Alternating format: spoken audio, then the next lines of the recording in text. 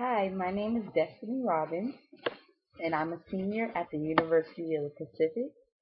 Last semester, I wrote a poem in one of my sociology classes. It was a social inequalities class taught by Dr. Nicdao. I love her. Um, it's called Who is America?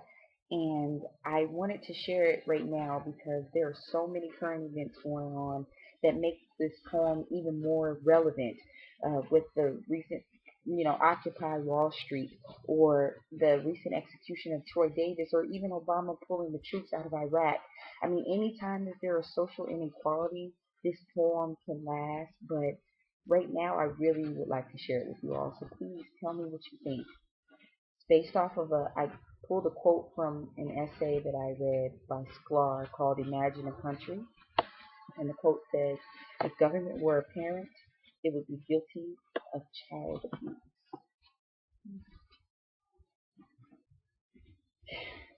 If government were parents, we'd all be orphans.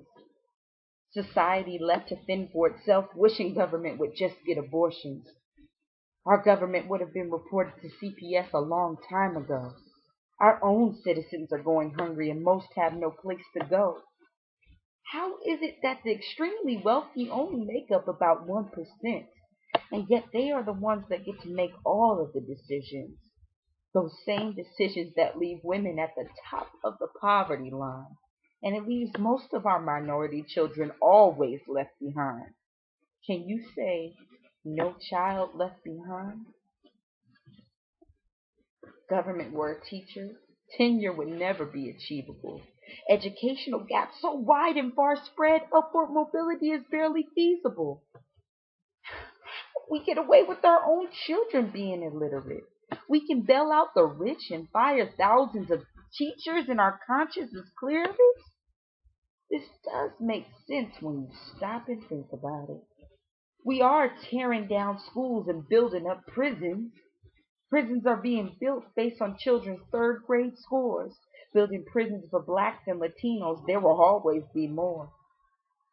It's amazing how the majority of crimes committed are white collar, but we are more afraid of black males than we are afraid of losing our dollar. Can you say tax breaks? Troy Davis, rest in peace. Something isn't adding up here. If government were the police, we'd all live in fear. Fear of the three-strike rule getting life for marijuana, when everybody had smoked it, asked President Bush, Clinton, and Obama. Or when we think of sex offenders who are living under the bridge. Most people on the sex offender list are not charged with messing for kids, but rather peeing in public. Statutory rape and peeping toms, even little kids for dropping too many F-bombs. Our legal system is in dire need of reform. If government were the police, I'd be locked up for refusing to conform.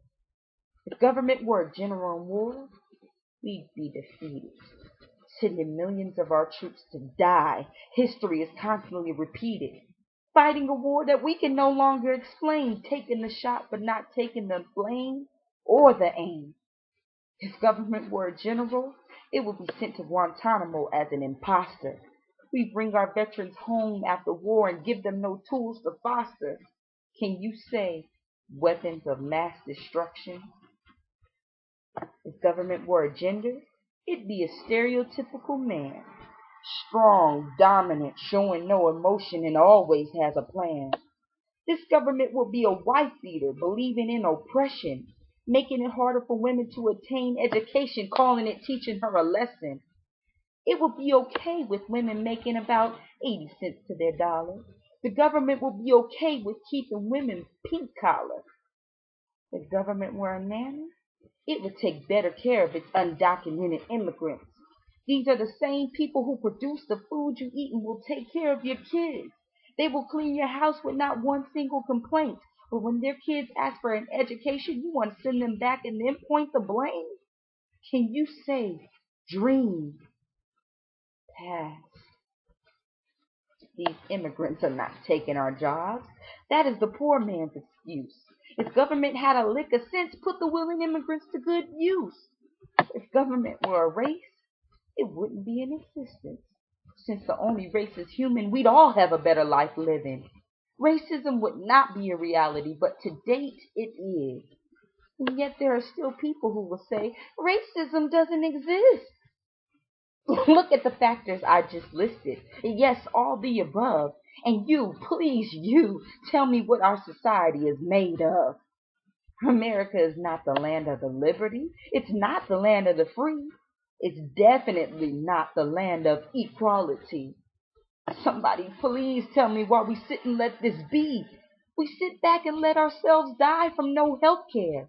We get degrees in school, but there are no jobs left to spare. It's time to get angry about these issues. It's time to stop pointing the blame. We need to stop accepting the abuse. It's time to live up to America's name. It's time to live up to America's name. It takes power in numbers to make a change. Who's with me? Can you say movement? I get so passionate about these issues because, it's crazy to think and to know that we really sit around and accept what's going on. We accept this educational gap, this wage cap. We accept, 1% of the population is making the decisions for you. They have the money while you're sitting there busting your butt while they're raising salaries. It's crazy. Things that you could do. Get educated. Read the news. Read multiple news sources. Vote. I wrote this poem, so let me know really what you think about the poem or any feedback on the topic itself. I'm really just appreciative that you took the time to listen to what I had to say, and I pray that we continue to make progress. So, I'm Destiny Robbins. Thank you again, and I'll see you later. Good night.